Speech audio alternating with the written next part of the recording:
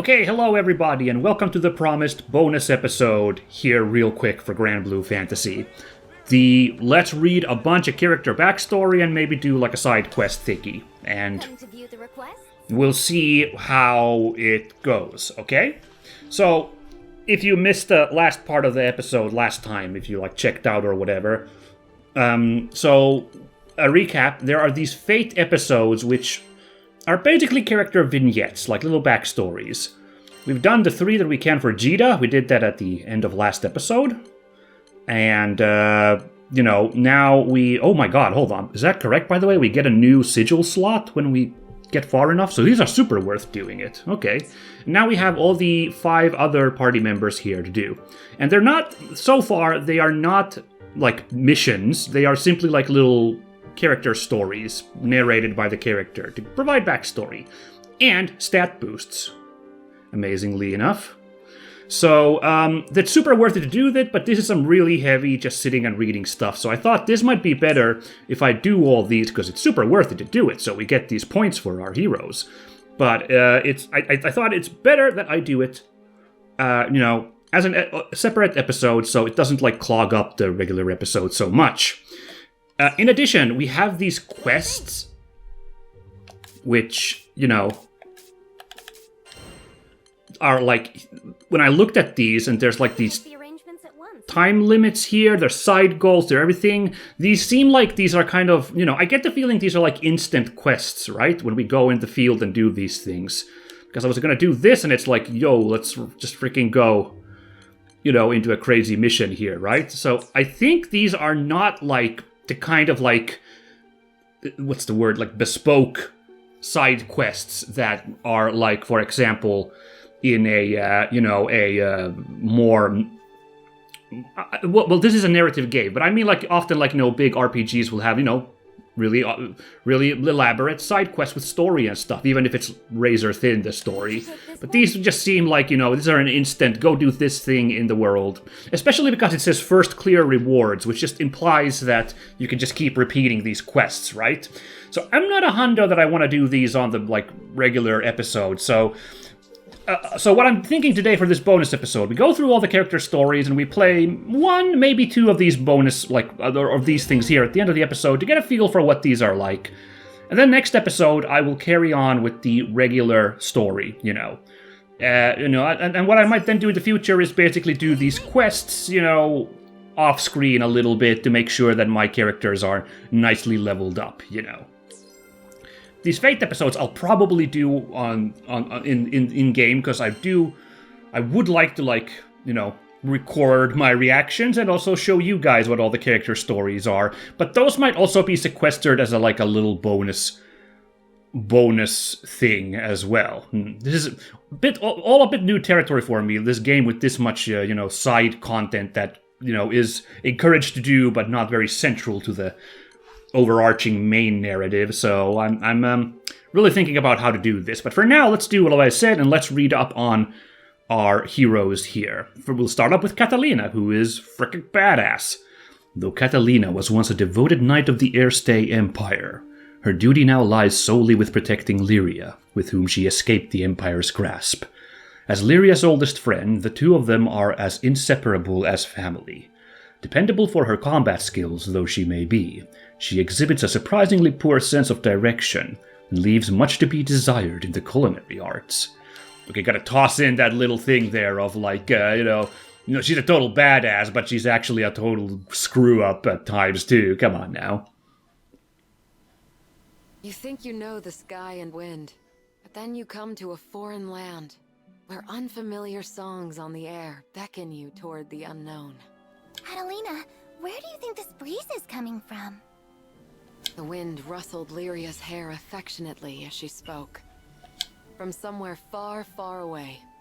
Much time has passed since Lyria and I escaped from the Airstay Empire and met the captain in the woods of Zinkenstill. Okay, we really jumped ahead here. I thought we'd start her story with, them, her still and knight of the Airstay Empire, but we just jumped into, okay. I found myself thankful that the sky has no limit, because no matter how many journeys I've made at her side, there will always be more to look forward to. Okay. Okay, well, it was a cute story, not super exciting. We got two more still here to do. The rest ones we're going to need to progress through the main story and get character level 10 or higher, so we'll see how that goes. Looking out over Zega Grande's sunny skies, Catalina recalls how she had helped Lyria escape from the Erste Empire, met Djeeta on Zinkenstill, and embarked on adventures she never could have imagined. She vows to always remain by Lyria's side. Oh, that's a cool shot. Wow. Lyria and I first crossed paths when I was still a knight of Erste, and she a tool in the Empire's mad experiments on dark essence. Okay, so we're going in a bit of a non-linear order here with these stories, because now it sounds like we are going back to that time. So you're Lyria. I was appointed to stay by her side as both captor and guardian. She reminded me of a beautifully crafted puppet, never moving or speaking unless commanded. Oh no. Her expression was fixed, and her eyes were bright, but cold, as if made of glass. Oh yeah, that anime effect where you have like really flat colors in your eyes. I know exactly what she's talking about. Moved to pity. I wanted at the very least to light a smile on her face, but I may as well have been talking to a doll. I couldn't find the part of her that was alive. It wasn't until many days had escaped us that I realized Lyria was a real girl with a feeling soul. She simply didn't know how to act like one.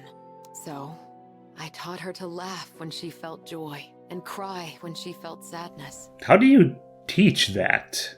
That's... Through books and reverie, I taught her to long for the outside world. And when colors on a page were no longer enough, I took her hand and led her to the roof of the military base.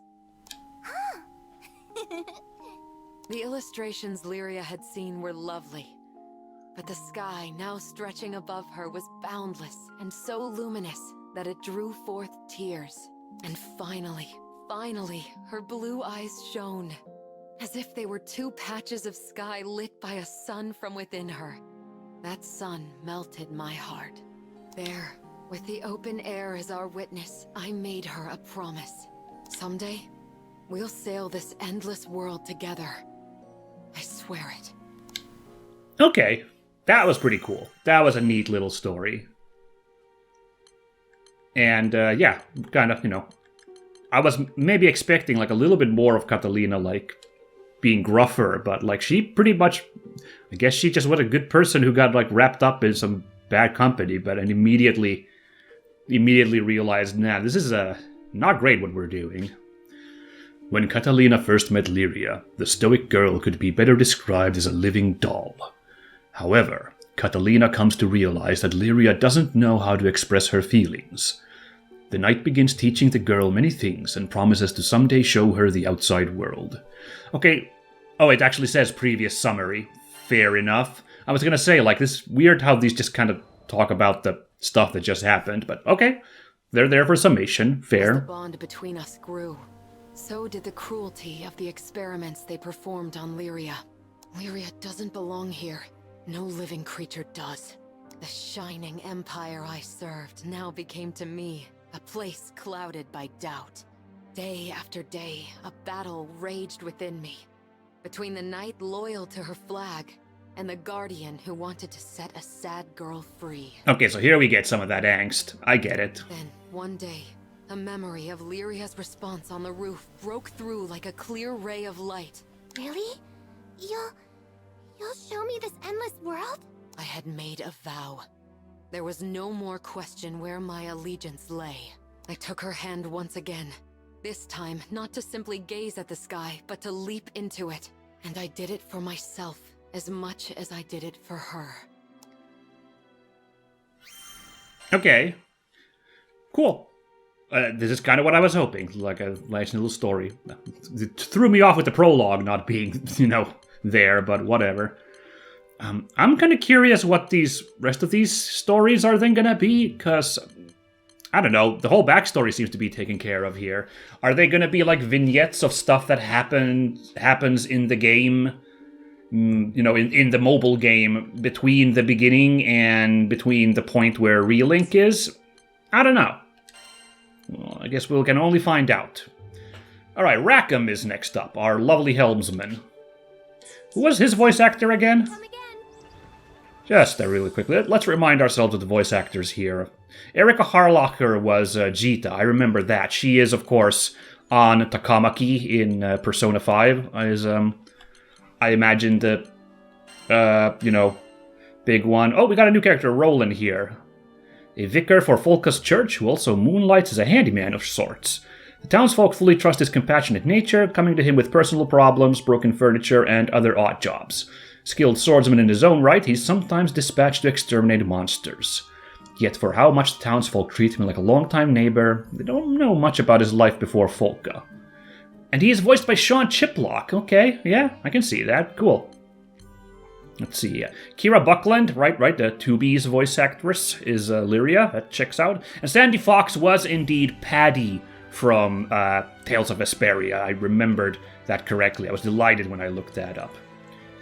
Right, Erika Lindbeck is Catalina, okay, and Rackham was Kyle LeBear, right, Ryu's voice actor from Street Fighter. Very good, and lots of voices too, but that's the one, first that comes to mind is Ryu. Who was Erika Lindbeck again? That's actually, I definitely recognize the name, but I'm drawing a quick blank on her roles, so let's really quickly check this.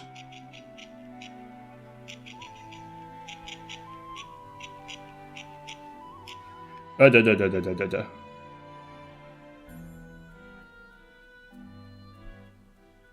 dokie, best known as the third voice of Barbie in the eponymous media franchise. Alright then, sure. That's what some other bigger roles. I'm gonna quick look here if there's anything that jumps out to my eyes of like...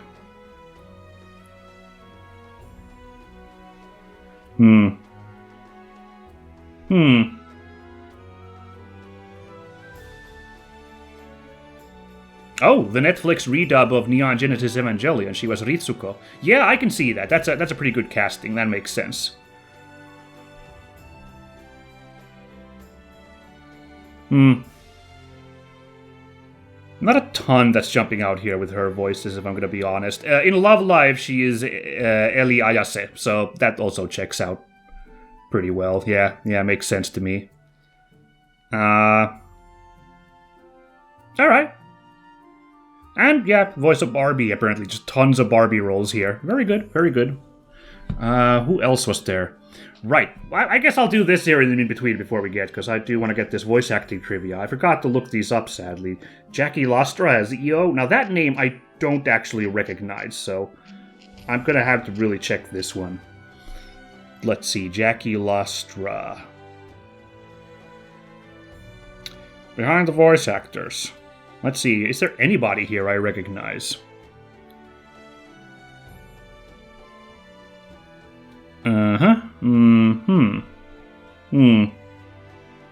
Not really.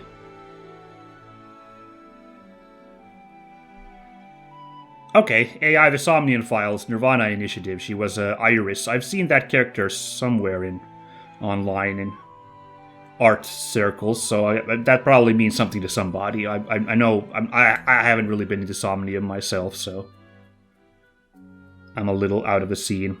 A lot of roles that look somewhat small in various, like, well, actually gacha games and anime too, so okay, here's I'm gonna once again talk about Genshin. Sorry, everybody.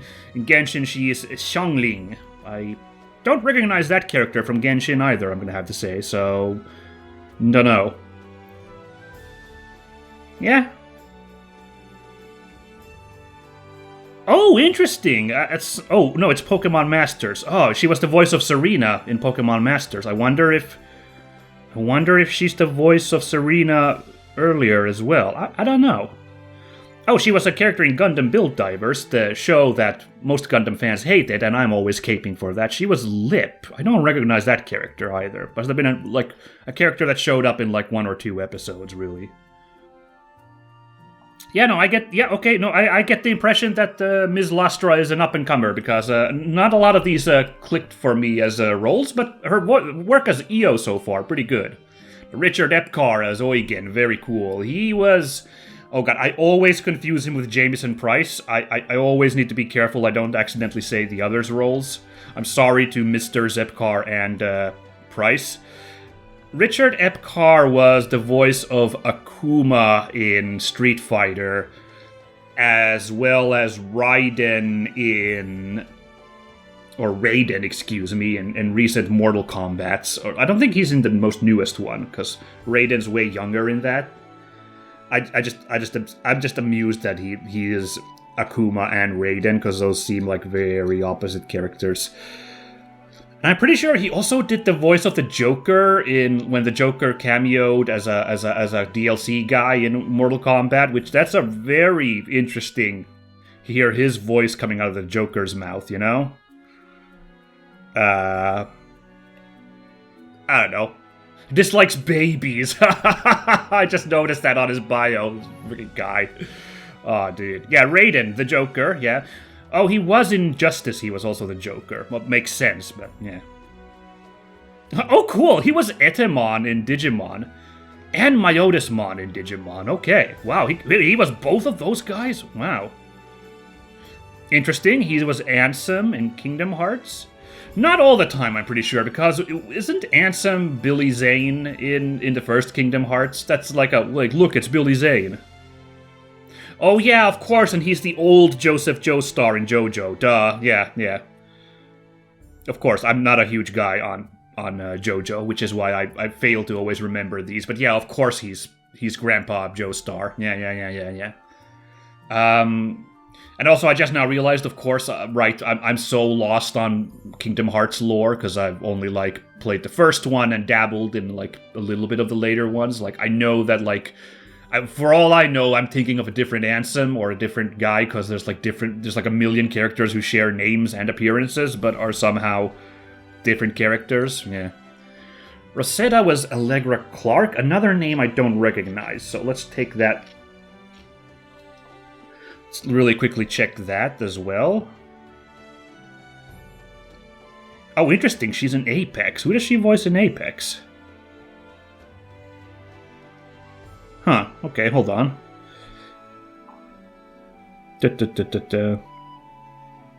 What is this Pretty Guardian Sailor Moon Cosmos movie now? Because I've seen a couple of credits for some of the characters here, and there's some really wild sailor names here that I don't recognize at all. I don't know. Alright, so Ms. Clark, also lots of bit parts in, a lot of gacha games or other games where there's tons of characters, so she's done voices for those. Okay, Mitsuru in Persona 3 Reload did the voice there. That's a fairly big tier voice there. Very good.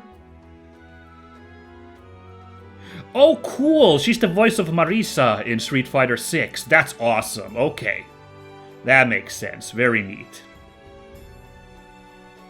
It's got good range then, because Marisa... fairly different from Rosetta. I like it. Yeah, she has quite a few voices. Oh! Dorothea and Shamir in Fire Emblem. Okay. For Fire Emblem Warriors 3 Hopes. I'm gonna assume she was also in 3 Houses then. Okay, that's cool. So, yeah. Neat. She's got some good voice roles here under her belt. Very cool.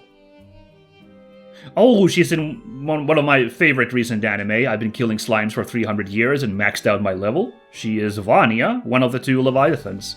Delightful. Okay. Alright.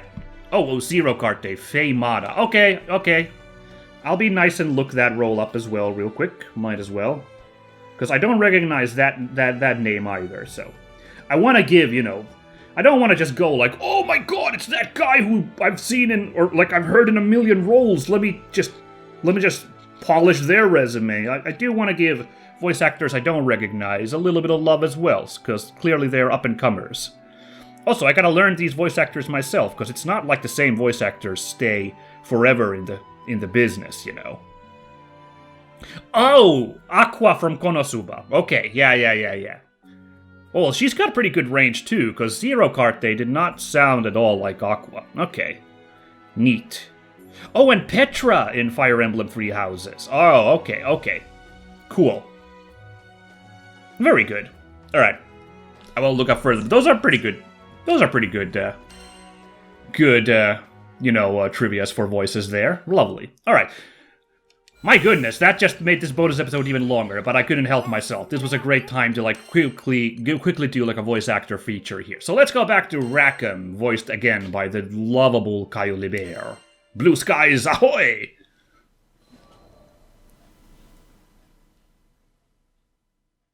Piloting an airship ain't easy work, but whether it's plotting a windward course or conducting some routine maintenance, you can always count on experience and intuition. Caillou Libert is a really good voice actor, too, in terms of range, because, right, he's Ryu, but I didn't really recognize that from his voice here. And he was Mihai, the bad guy in Ace Combat 7. And also, once again, do not recognize him from his roles, from these two roles, that one either. Like, Richard Epcar is a great voice actor, too, but, like... Well, apart from Etemon, which I'm surprised by, I kind of hear his voice in all his roles. Like, when the Joker showed up and he was doing the voice, I really was like, that just sounds like Raiden doing a weird Joker impression, which just felt very off-kilter, So, but yeah, Caillou Libert, kicking it. Ha! Just a little further! Finally, the Grand Cipher broke through the nebulous shadows and turbulent winds of the Grim Basin. And to greet us on the other end was our reward, the brilliant clear blue. All right. It was a panoramic azure, dappled by silver-white clouds and gleaming from the light of a new day. Always an exhilarating sight to behold. And judging by the cries of celebration starting to spread across the deck, I took it my crewmates would agree. Right, so this is we saw the opening where they were in that awful storm, and then they busted through, and it was lovely for a few minutes before the wyverns flew in. Damn, who'd have ever thought a young dreamer from Port Breeze would make it all the way out to these skies? The Grand Cipher and I, we'd gone through thick and thin together. It's a long story, but it all started on that fateful day I met the captain. I haven't looked back since. Right then, landing maintenance. Fuel stores, full. Engine, all clear. We were ready to disembark into the unknown. What awaited us in the Zega Grande Skydom? As uneasy as I was, I couldn't help but feel a teensy bit giddy with excitement. No, I love this guy. He's, at first I was like, he's not as cool as Eugen, but like he's got pep to him. Meanwhile, Eugen, I still think he's pretty cool, but he's definitely falling into that trope of the quote-unquote old guy who everybody laughs at in the anime narrative, Ah, well. Oh, that's a cool shot. Ah, the Grand Cipher. Ever since I found her abandoned behind a cliff, it was love at first sight. Right, because the Grand Cipher was kind of a mysterious ship too, and right, I got the impression that, like, Djeeta and company did not have this ship until they met up with Rackham, so he was in possession of it at first. Okay. I was just a kid, but I had lofty dreams of repairing that ramshackle airship and taking her to the skies. Yeah, that makes sense. This is a great prologue story for him too. Back then, I didn't know the difference between a porthole and port side, but I was determined. I dove into books bigger than my head, and I learned basic airship repair, helmsmanship, the whole kit and caboodle. The caboodle, even. After a ton of elbow grease, the day had come. The Grand Cipher was finally ready for a test flight. I still remember how my hands trembled as I grabbed the rudder. And wouldn't you know it, she actually lifted off the ground for me. Nothing quite like watching your first love take to the skies, is there? But before I could take it all in, my dreams came crashing down. Oh no. I mean literally. Oh. The Grand Cipher sunk like a damn meteor. First flight's never easy. 100 different things could have caused it, but that didn't matter. Years of work went kaput in the blink of an eye. Betrayed by the very skies I longed for, I was crushed. Ooh, that's like, yeah, that's relatable. Looking back now, it sounds stupid, I know, but it really felt like I had nothing to live for. I put all my hopes into that hunk of scrap. Yeah, this is a pretty relatable part of his story, right? When you just really shoot for the stars and, like, the brutal reality of you can't just shoot for the stars on your first go just hits you in the face. Damn. Laugh if you want, but some pits are too deep to crawl out of.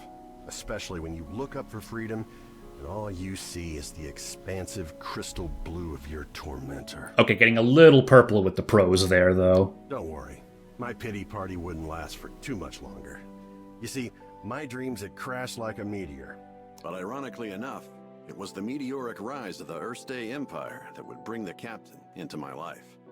Salvation was on the horizon. Okay, that's weird. I don't normally notice that, but you can tell the sound quality changed there.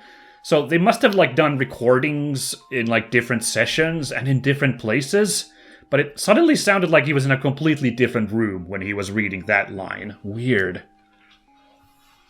Or, you know, they had to, like, re-record something and just they couldn't get the same studio. But anyway, like, that was really, really blatant there, though. That really, like, stuck out. Wow. Alright, then, what's up next? Back at the wheel. Alright, okay, re-inspired by the captain. That's cute. Just as I'd given up on flying, the Erste Empire had arrived in Port Breeze, and they were hell-bent on exploiting our local protector, the primal beast of wind, Tiamat. Their twisted machinations caused her to go on a rampage. Port Breeze was in peril. Fortunately, we had an ace up our sleeve. Lyria. Man, they are, you know, I said it before, but they're also just kind of stealth advertising the mobile game here. You're like, doesn't this sound freaking hype, whatever is going on in the story right now? Don't you want to live through Rackham's backstory, like, as it happens? Thing is, Lyria needed to get close to Tiamat, which meant we had to go up. And to go up, we needed to fly.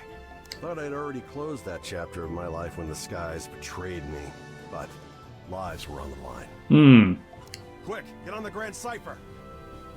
I don't know what got into me. She fell once before. Hell, I knew she might fall again. Nothing like a healthy fear of death to keep you grounded, eh? Nah. But the people of Port Breeze and my new crewmates had entrusted their fates to my piloting skills. My own fear was insignificant. All I needed to do was trust myself too. It's a damn shame it took me this long. But I'm back now, and ready to face the skies if you'll have me. As the Grand Cipher's engine purred to life, I knew I would no longer be encumbered by fear. I gripped the mast with pride as I set our course directly above, to the rampaging Tiamat. Lyria quelled the primal beast, and catastrophe had been averted. Not to mention, I could finally dream again. Ever since that day, I've been the helmsman for the Grand Cipher and its crew. It's been one hell of a ride. I've since formed a pact with good old Tiamat and made amends with the shipwright Primal who built the Grand Cipher, Noah. Okay. So, Zega Grande Skydom might be uncharted territory, but my role remains the same. See our crew arrive safely, no matter the destination. And that includes Estalucia. Some folks might call reaching the end of the skies an impossible dream, but I ain't too worried. With the Grand Cipher as our wings, anything's possible. Okay, cool story. Man, sounds like, you know, I do think there isn't like an animation series of Granblue, I'm pretty sure, right? Like they made like an animated show, like an adaptation, right? I'm just like feeling like these also feel like really great like episodes for like, you know, an episodic series is like have like a couple of episodes here, or maybe like one episode for these, you know?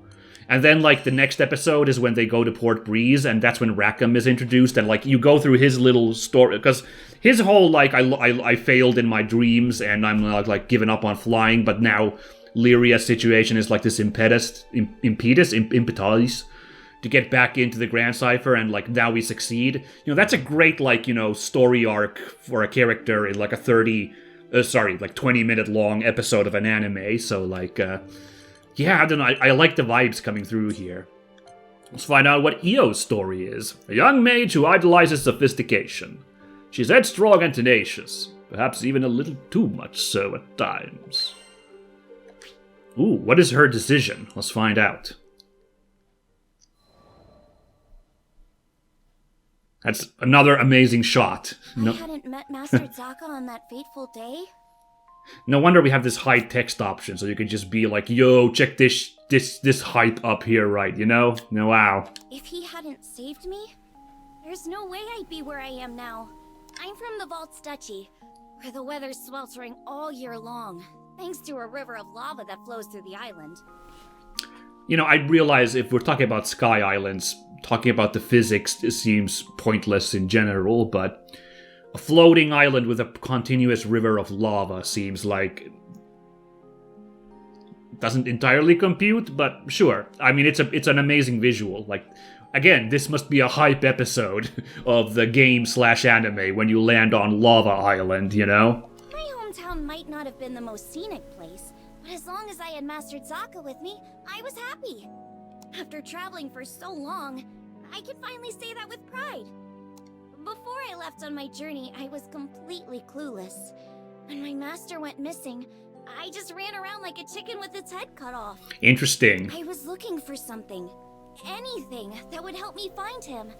And that's when I met the crew. The reason behind his disappearance turned out to be even worse than I could have imagined. Oh my goodness. The Earthstate Empire had driven him out of his mind. Man, the Earthstate Empire just dominates the early game story as the villains, doesn't it? They had manipulated him into awakening the primal beast that had lain dormant beneath the ground. Colossus. Sick. Fortunately, I was able to break through to him, thwarting the Empire's attempt to exploit Colossus's powers for conquest. Oh, that was a very quick I backstory. learned that they were doing all sorts of horrible things, even to their own people, in order to achieve their goals. My master was a kind person who never hesitated to help those in need. I resented the Empire for making him suffer, and I couldn't just sit around when there was work to be done. That's why I decided to join the crew. To stick it to those Empire jerks and give their victims something to smile about. Okay.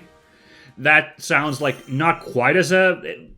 The episode hook doesn't sound quite as exciting there, but I think that episode would work, you know, based on, you know, how funny Io is, you know? Like, she's a very funny character, so, you know, I'm trying to imagine. It's funny, I'm, like, mentally imagining, like, how does this go in the game or even in the anime adaptation? It's very funny. I'm, like, painting my own, like, visuals in my mind of, like, how these stories go.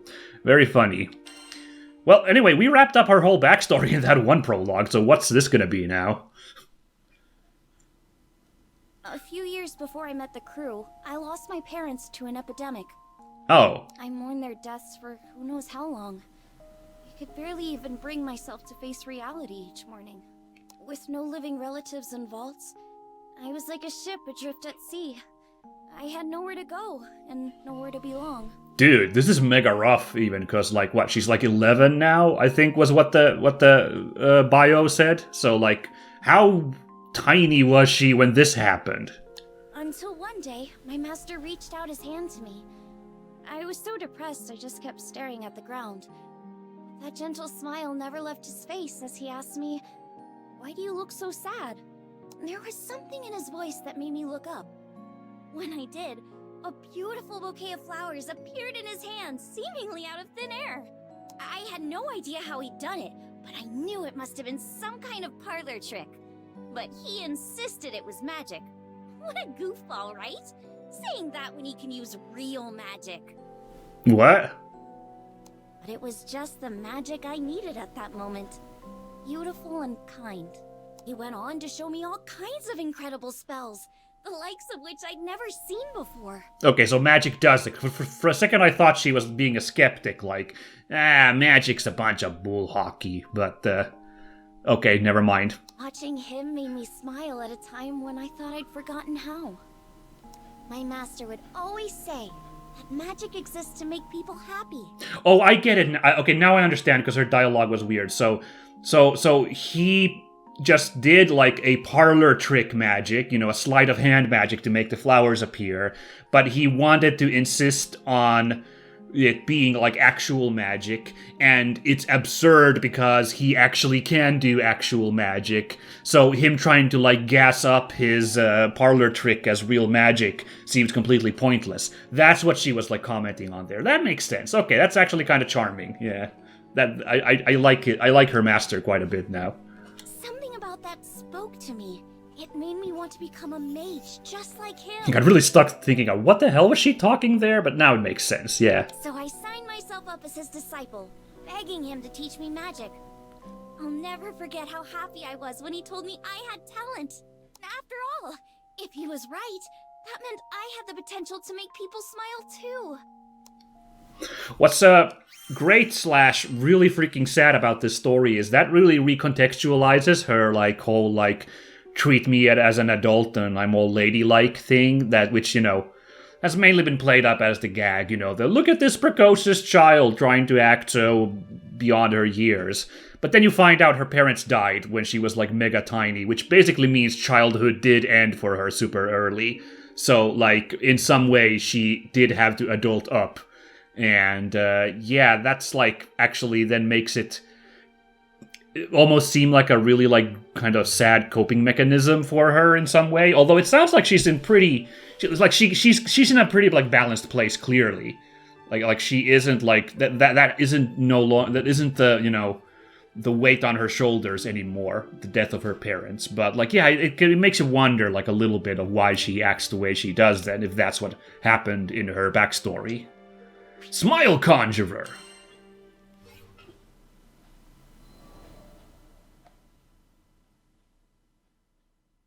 One day, shortly after I joined the crew, I suddenly lost the ability to use magic. What? No matter how many times I tried casting a spell, nothing happened. I had no clue what to do. Oh, wow. The rest of the crew thought Master Zaka might have the answers I needed, so we set sail for Vaults. Wow, this is already like the second episode I'm like storyboarding in my mind. That's like an EO focus episode, right? It'd been forever since I'd been back home. My master was thrilled to see how much I'd grown.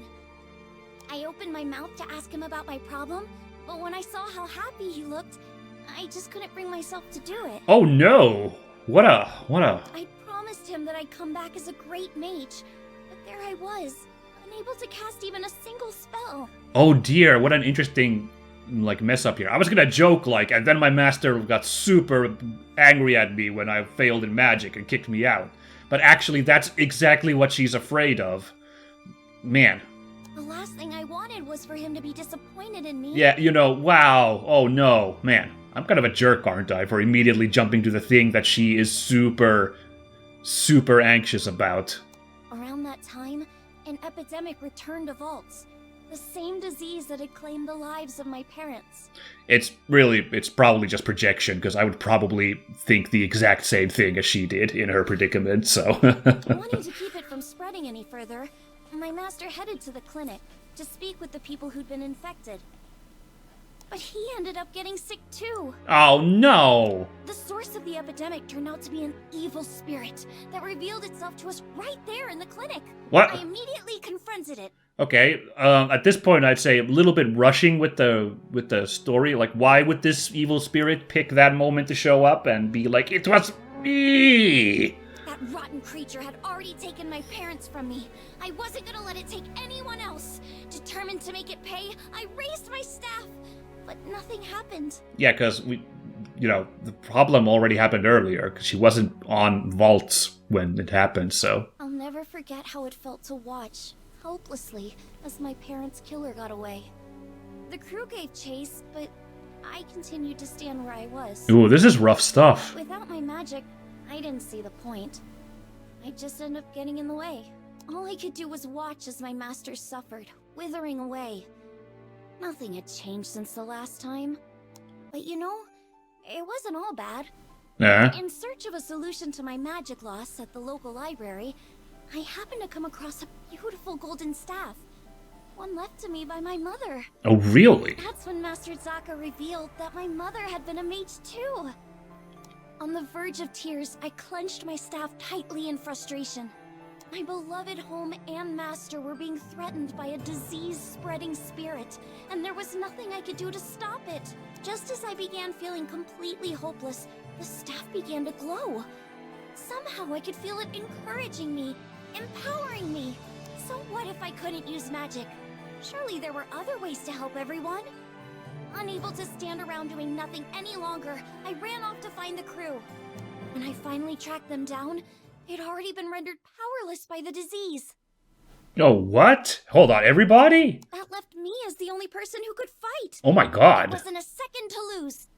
It was that moment when I decided I was done running away. I'd promised myself a long time ago that I was going to use my magic to make people happy. Filled with newfound resolve, I heard a voice coming from the staff. How does this play out in the mobile game? Like, you can only control EO for this fight, then? Because everyone else is dying from this horrible spirit Ebola or whatever? Is that you? The voice told me to visualize the power flowing through me. As I did, I could feel magic welling up inside me, flooding out from deep within. With my mom's help, I was able to defeat the evil spirit. As soon as it was gone, light erupted from my staff. I turned to see the rest of the crew climbing to their feet, their symptoms gone. The power spread through the entire island of Valt's Duchy, eliminating the disease and bringing smiles back to the people. I don't know if smiles are immediately on your face, I suppose, but... Things were a little touch and go there for a while, but in the end, everyone pulled through. And I've been able to use my magic without any issue ever since. I just know it's because my mom is watching over me through my staff.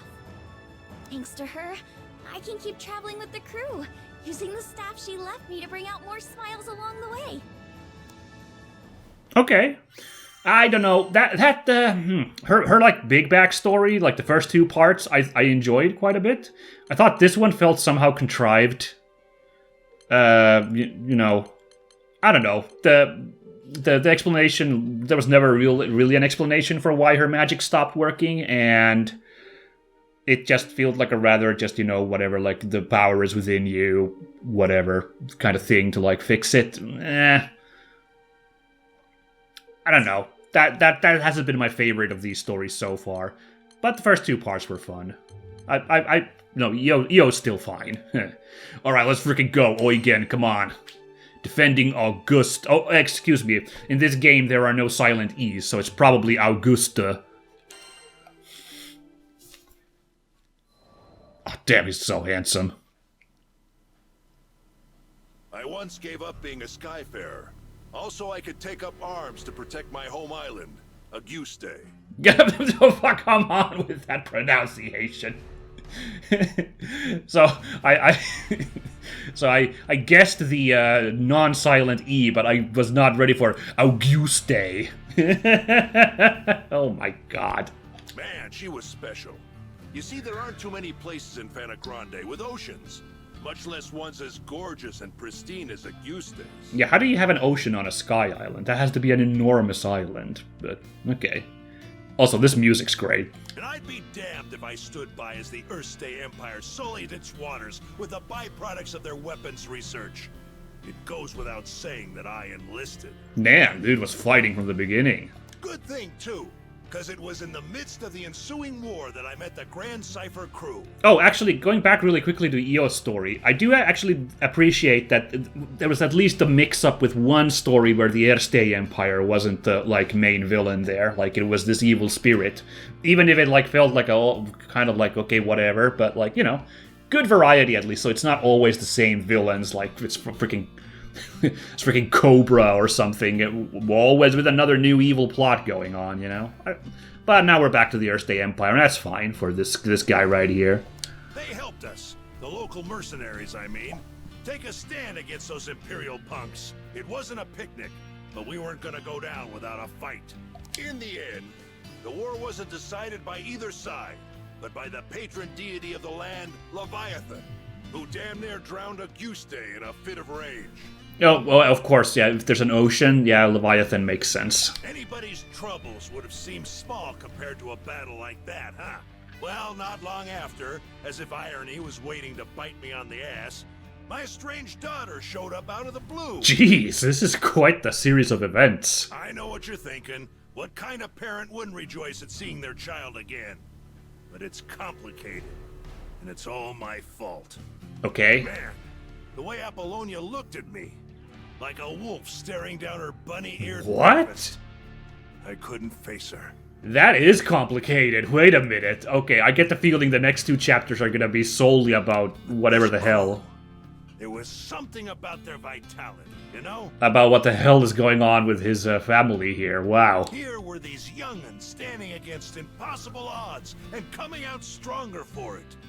Maybe if this old man took good notes, he could eventually have an honest conversation with his own baby girl. So, I asked to join the crew, and took up a life of skyfaring once again. Hot damn. The next time my daughter and I met, I wouldn't let fear and regret keep me from moving forward.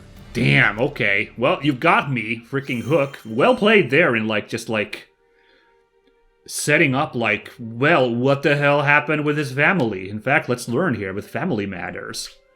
Very cool.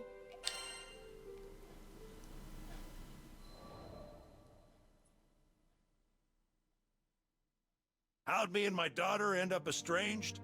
Well, the first thing you need to know is that my wife was stricken by a terminal illness. Oh man, this is going around now. Wow. In this place too, Auguste. I refused to listen to the doctors. Terminal my foot.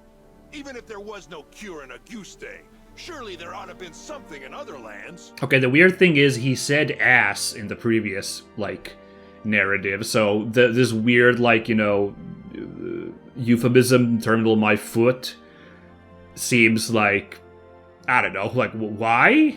And so, I left my family at home, crisscrossing the skies looking for a cure. Got into a lot of adventures along the way, and somehow ended up making a name for myself. Oh. But no matter how far and wide I traveled, the cure eluded me. Oh, and the tragedy's gonna be that, you know, he wasted his time on this wild goose chase instead of being by his family's side at these, you know, trying times, right? That's gonna be it, huh? And while I was away, my wife, she breathed her last. Yeah. I wasn't there for her when she needed me most. Yeah, that's super rough. I never even got the chance to say goodbye. Regret and self-loathing crashed over me in never-ending waves, threatening to pull me under. You can't even begin to imagine the pain. And there was nothing I could do about it. It was all my fault. My daughter spent countless days looking after her sick mother, fighting off fear and dread. Yeah, this is, like, super rough. Like, he was not thinking straight. It's not hard to imagine why she hates me. She must have asked herself time and again, why was her father gallivanting across the skies while his family suffered? Yeah. By the time I finally came home, she was long gone.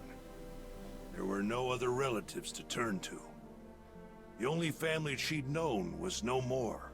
All I could do was stand, dazed and helpless, in the cold, empty shell of the home we'd made. Holy moly, this is some heavy stuff. Good lord. Okay, now the freaking, I said that they're trying to sell this mobile game on me. Now they're kind of getting me because I'm like, I need to know what the hell happens in Eugen's story in the mobile game because, like, this is kind of nuts.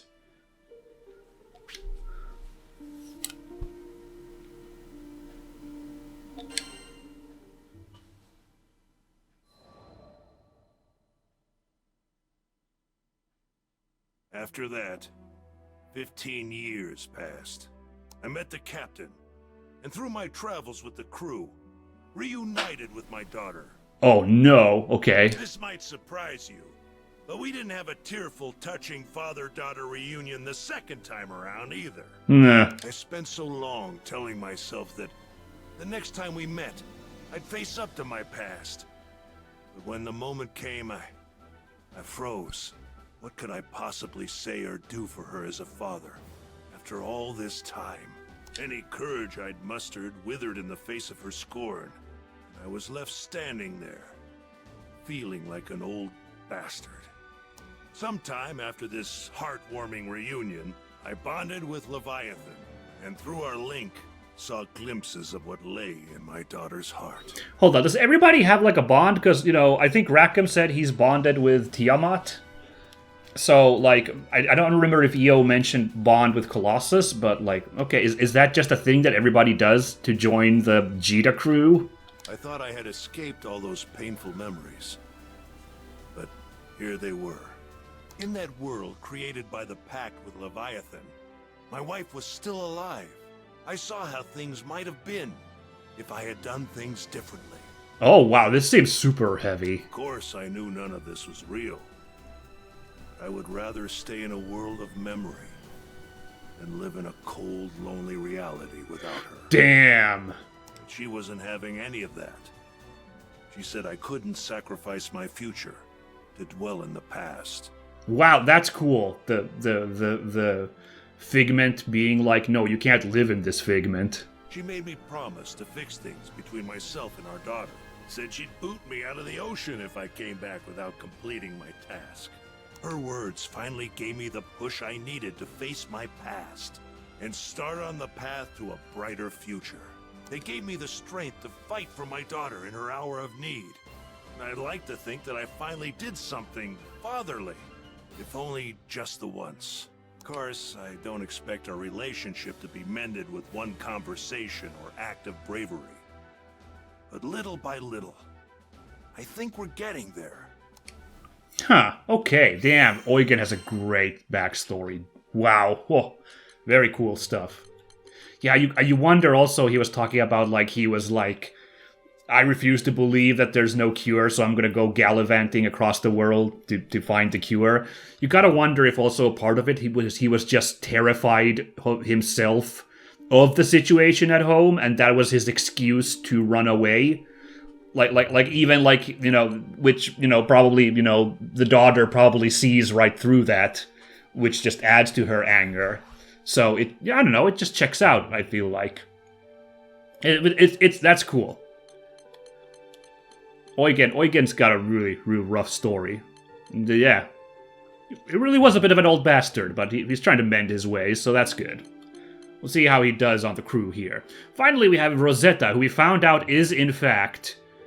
Yeah, actually, it says here, a mysterious woman who guides Djeeta's crew throughout their journey. Rosetta is the incarnation of the primal beast Rose Queen, and has traveled with Djeeta's father in the past. Yeah, this seems like there's gonna be some definitely heavy stuff.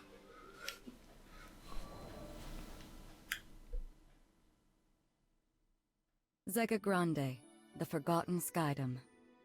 As I gazed into its perennial blue, I reflected on my last time here. During my travels with him, my memories of this place were distant, yet unforgettable. Have you been here before, Rosetta? Hmm? Perhaps I have. Who can say? Eventually, I'll share my tales of the captain's father and our journey together. When the time is ripe, of course. Okay. But first, what a I would tease. need to sort through my own emotions. It was here in these skies that we would eventually part. I know. In the eyes of eternity, our time together lasted no longer than a blink. Yet his impact on me felt nothing short of eternal. Interesting. Indeed, it wasn't nostalgia that I felt upon revisiting these skies. Rather, it was the significance of this place, and all that transpired here, that weighed heavily upon my heart. Okie dokie. Now are we gonna find out? Because she was teasing that she's not gonna tell about Djeeta's father. But are we gonna find out? I don't know. Well, let's just see where we go here. Ooh, cool shot, once again. During the war, primal beasts were exploited by the Astrals as instruments of battle. Okay, now we're talking about the war, like way far back in history. I missed how long, but I assume like eons. Withered and faded, one primal would eventually drift to Lumacier Archipelago, making a home for herself. Over time, she grew accustomed to the comforts of its forests and the serenity they offered. It was a far cry from the brutalities of war. Centuries would pass until a young man stumbled upon her domain, forever altering the course of her life. She engaged him in a vicious battle, but was ultimately humbled in defeat. Accepting her fate, she resigned herself to death. However, the man would sheath his blade, and, to her surprise, asked if she would join him on a journey across the skies. What a surprise good guy. A primal beast was supposedly no more than an astral weapon. Beings born to be controlled, manipulated, and ill-used since time immemorial. She had never entertained the idea of something more. In fact, she hardly had a name for herself. Well, she did have a moniker, but it was a meaningless one, whose sole purpose was to identify her as a weapon. Perhaps out of pity, perhaps out of kindness, the man bestowed upon her a new name. It was from that moment she would truly blossom. Rosetta. It was his gift to her, one she would treasure and love for eternity. Oh my god, they were talking about her the whole time. She was talking about herself. What a plot twist. Like, whatever. Like, yeah, she was being coy, but rather obvious, so, you know. Finally, what happens after that? So we are learning about Rosetta and Djeeta's dad. With every union comes an inevitable separation. When his journey neared its final chapters, as he took up arms against the god of destruction, I returned to the forests of Lumacier. After my return to the archipelago, I briefly longed for his companionship, but the flora and fauna kept me company. Decades came and went, and one day I would encounter yet another young visitor to the island. There was no mistaking it. This was his offspring. I realized at that very moment the time had come. He had entrusted this child to me from the ends of the skies. My heart swelled, but I concealed my excitement, flashing naught but a smile at the young captain. Must play coy all times, huh? I would join the up-and-coming Skyfarer's crew on the Grand Cipher for another journey across the skies, this time as a bystander. During their travels, they would experience joys and triumphs, alongside loss and hardship. I continued to observe from afar, doing my best to obscure my true intentions. Oh. My roots were well planted in the past. Knowing what I knew, would I be able to act as a part of their crew in earnest? Before long, my ambivalence would come to a head. My convictions had begun to waver. Was this the right approach? Uh-oh, that's not true ambivalence. Of course, I was conscious of reality. I knew their journey wouldn't be easy. They would have to face the harsh life the skies had in store for them. And with our foes only becoming more and more cumbersome, even for myself, could I possibly protect them?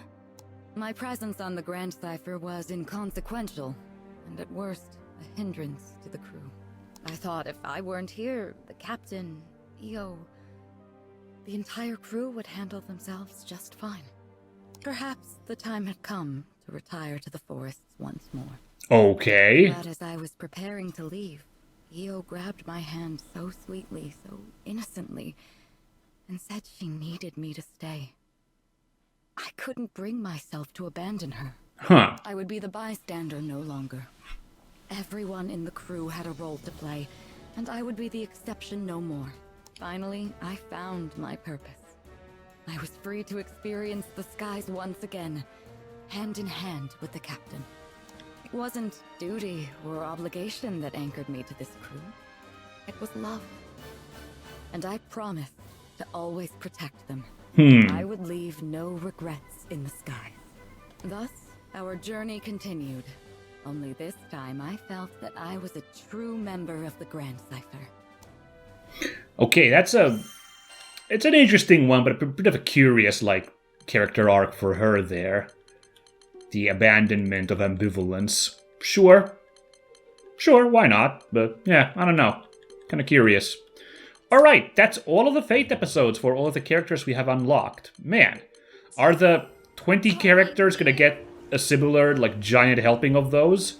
I mean, definitely I won't hate that because, you know, 11 chapters of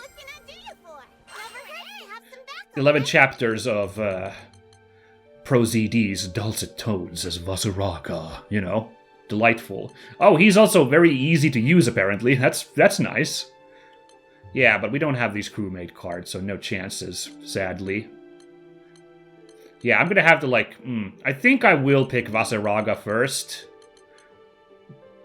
Just because he's also easy to use, apparently. But it's very hard, like, because also Charlotta is really funny. So, like... You know, she's basically like... what if Saber from Fate Stay Night was a tiny little gremlin? Like, it's very funny, so... Yeah, and after that, if I want to get more characters, I don't freaking know who I go for. There's tons of characters here. Maybe I'll roll a dice for it. Maybe I'll just go Narmaya, because I'm still like, my understanding is that this character is like mega crazy popular, I think. What's it say here? The Nakamaki no Dachi. Kyokasui Getsu! Alrighty then. Stance shift. Oh god, wait a second. She's got a stance... Yeah, she has like a stance system. Okay, well that's a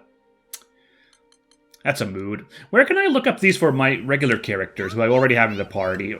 Like these,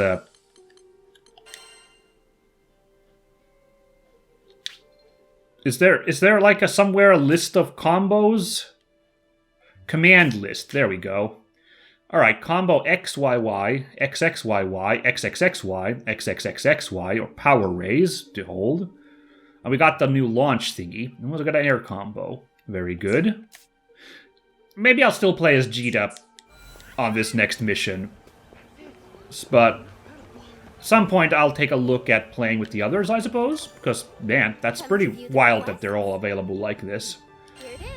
But, I'll practice still with Djeeta for now. Okay. Would you take this? Rec. Advised power. Okay, well, we're way ahead of that then. Because Djeeta is at 428, so we should be fine. Okay, that's good to know. That's a good meter of, like, you know, what the difficulty is, now that I noticed that. Very good. Alright, let's do one of these still here to end the episode. Good luck out there. After accepting a quest, make sure you have everything ready, then press X to confirm you're ready. Once all players are ready, you'll automatically depart. I was born ready. Now departing for the quest.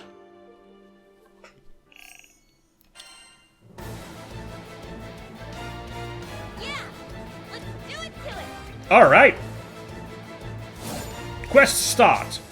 This young woman is on a journey to reach Estalucia. She's a solid choice for any situation and learns all types of skills for offense, defense, healing, and support. The captain creates various combos using X and Y. Her Y attack is chargeable for more power. Okay. Pulling off combos raises the captain's Adept Arts level. Skills become more powerful at higher Adept's Arts levels, so master those combos. I see. Okay. We've got 4 waves, 20 minutes to beat all these. Clear within 2 minutes is an extra thing here. Okay. And, ooh. Damn, these freaking other party members here, by the way, putting in the work, you know. Alright, 1 wave done in 30 seconds. That's how you hope it to happen. What do you think? The rose is well done. See? I can teach you a thing or two. Come on now. Huh. Oh, wow, that's the... So that's the XYY combo. It's like this like little charge move. That's good to know. Okay.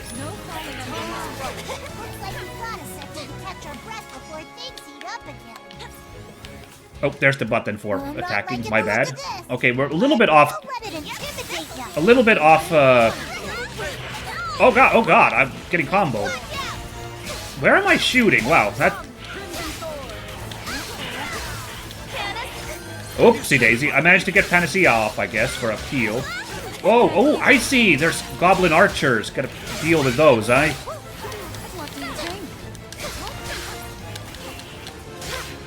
Okay. Jesus, that's a big gobbo. Okay, oh wow, that's a big... Whoever did that, nice shot.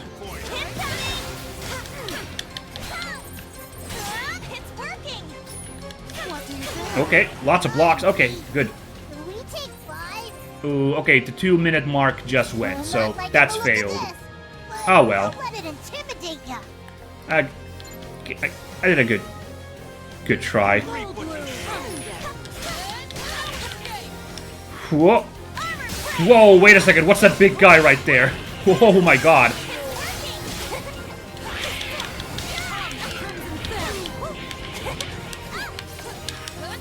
Ooh, hold on. This is a thrown object, huh? Wait, how do I toss it? Hey! Yeah, I didn't defeat it. That's too bad. Goblin Tanker. Okay. There's a silly little spell goblin here. Very funny.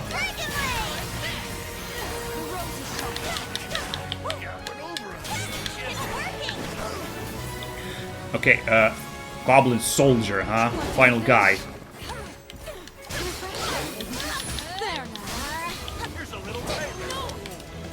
Okay. Whoa! Ooh, think I did it? I got a link attack option. I don't think I got it. And I think that's everything. You were awesome out there. Well, thank you. Okay, so this is what all the quests are gonna be like. Just like these little instanced, like, extra fight things, and then the main story is gonna be the main things. Right. Now let's get back out there. Yeah, then it's really looking to me like I'm gonna do a lot of these off-screen, because that was fun, definitely. I enjoyed that, but I think I don't want to get bogged down just doing these all the time. Although that went really quickly, on the other hand, so I don't know.